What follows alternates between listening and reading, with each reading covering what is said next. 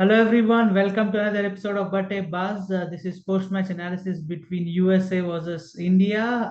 I think it's a comfortable win for India today. So Srikanth bro, what's your analysis on the game?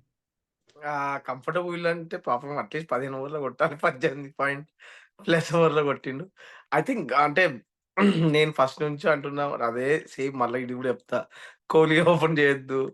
Kohli wicket will give unnecessary confidence to opposition. Problem అదే. ఇంకొకటి ఏందంటే 2 most experienced players గదా! So at least one of them should come down. Rohit Sharma ఎట్లాగో రాడు కాబట్టి Virat Kohli should play his normal place.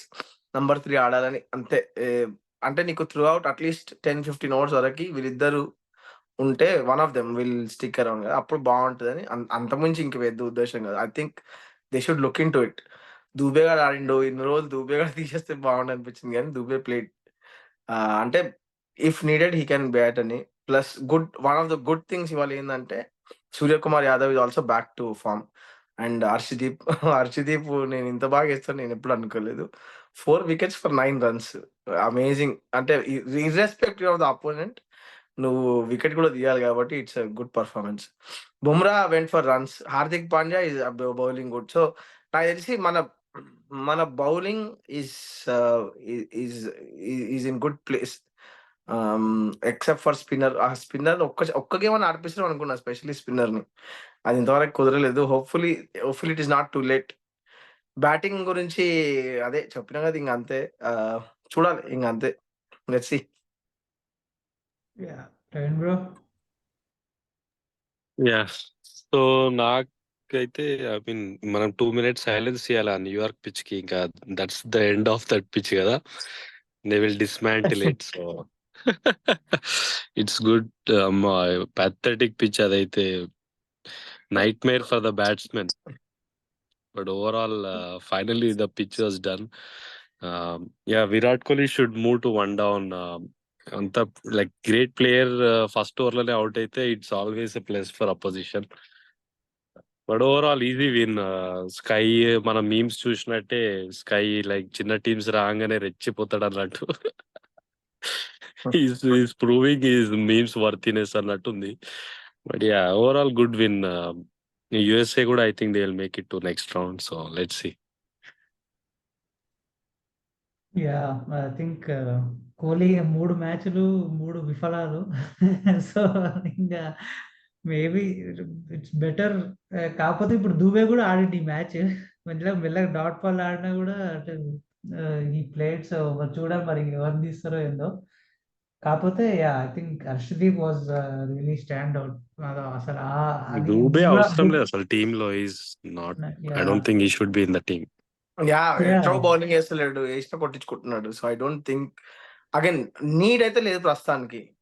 ఎందుకంటే middle order చాలా strong. ఎందుకంటే రిషబ్ పంత్ ఆల్మోస్ట్ స్కై నుంచి కింద అక్షర్ దాకా అందరూ ఆడతారు బాగానే. అట్లీస్ట్ అంటే దుబే కూడా అంత ఫాస్ట్ గేమ్ ఆడతలేడు అండ్ బౌలింగ్ చేస్తలేడు. So I don't think maybe మన మొన్న జైస్వాల్ హర్షదీప్ కూడా తెప్పించి సూపర్ ఆడిండు against Pakistan. So called best bowling attack.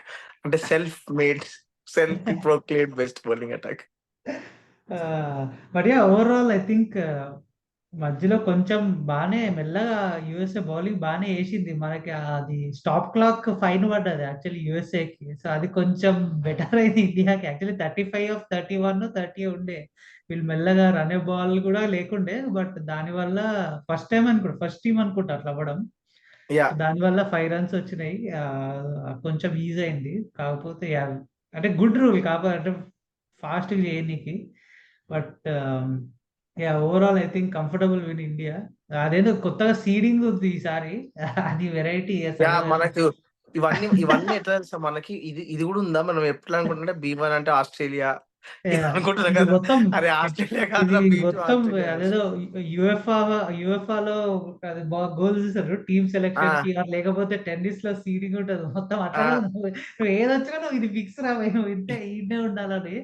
So already decide అయిపోయింది. India Australia in super 8 group A and South Africa in group B. So ఆ! అది అగైన్ ఐ థింక్ వీళ్ళు tournament schedule చేస్తున్నప్పుడు అప్పుడున్న రేటింగ్స్ సో కాల్డ్ యా T20 ratings బట్టి set చేసినట్టున్నారు. England యా వస్తదో రాదో తెలవదు గానీ ఇంగ్లాండ్ ప్లేస్ ఎవడొస్తే ఆడే నంబర్ 1 ఇప్పుడు. యాక్చువల్లీ అసలు శ్రీ పెద్ద బొక్క శ్రీలంకకి యాక్చువల్లీ. అగైన్ ఇప్పుడు మన ఈ వీక్ మొత్తం రెయిన్స్ ఉన్నాయి కాబట్టి Yeah. I think Sri Lanka will be I know Sri Lanka. Did you guys think they'll make to top it? I never expected they'll make it. లేదు ప్రాబ్లం కష్టం ఏంటంటే కానీ రెయిన్స్ ఎక్కువ పడితే England will be in trouble. ఎందుకంటే Yeah. Scotland need not win, they just need 1 more point అంతే. Yeah, వీళ్ళిద్దరు రాకుండా బంగ్లా శ్రీలంక రాకుండా నెదర్లాండ్స్ వస్తది అనుకున్నా. Let's see. నెదర్లాండ్స్ కి మంచి ఛాన్స్ ఉంది. బంగ్లాదేశ్ విన్ కాలే కాబట్టి దే హావ్ గుడ్ ఛాన్స్.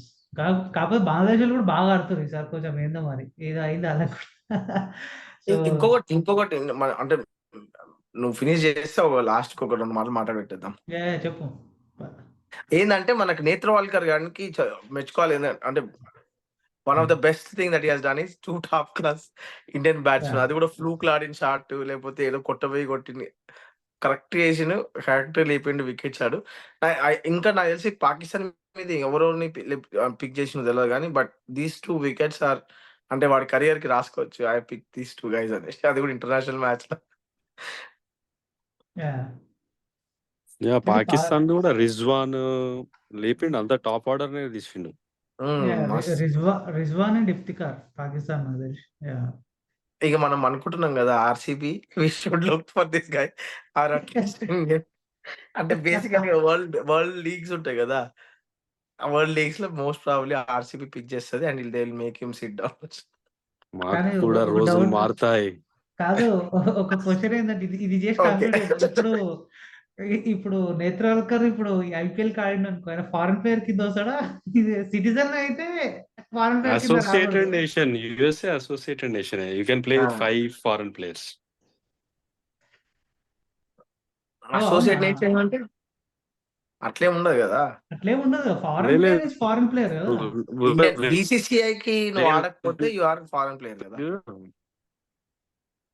అట్లా కాదు, విమెన్స్ ప్రీమియర్ లీగ్ లో కూడా లాస్ట్ టైం యుఎస్ఏ ఆమె ఆడింది, ఆమె అసోసియేటెడ్ నేషన్ కాబట్టి 5 ఫారెన్ ప్లేయర్స్ ఆడారు. అంటే అదే నాకు అర్థం కాలేదు. సో టాప్ 10 లో ఉంటే మాత్రం you are not suppose, you are considered as associate nations, అయితే you are still considered as local. అంతే. ఇక చూడు ఇక ఉంటది ఇక రచ్చ. అంటే బేసికల్ టాప్ 10 కాకుండా చాలా మంది ప్లేయర్స్ కనిపిస్తారు మనకి ఈ మధ్య. నమీబియా లకేజ్ కూడా పిక్ చేసుకోవచ్చు. చలో, so that's our post-match analysis between India vs USA. We'll come back with another episode of Batte Baz. Until then, please do like, share and subscribe.